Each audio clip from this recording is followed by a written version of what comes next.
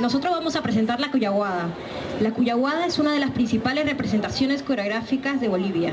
Tiene como origen las poblaciones cercanas al lago Titicaca, muy típica y representativa de la región de La Paz. La historia de la Cuyaguada comienza en la época prehispánica y era practicada únicamente por los más importantes del imperio del Collasuyo. Representa la crianza de ovejas, vicuñas y alpacas y está vinculada directamente a la actividad artesanal de hilanderos y tejedores aymaras. Como símbolo de ello, los bailarines llevan una rueca de madera en sus manos.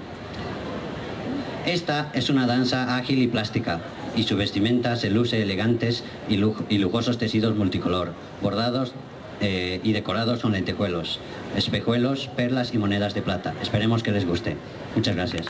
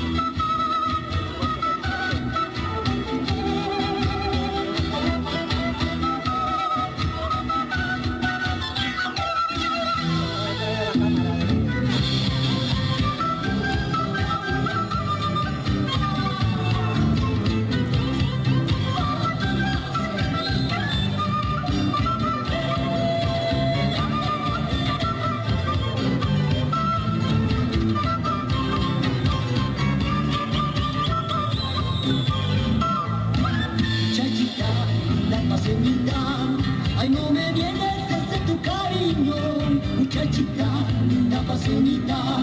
Ay, no me vienes desde tu cariño.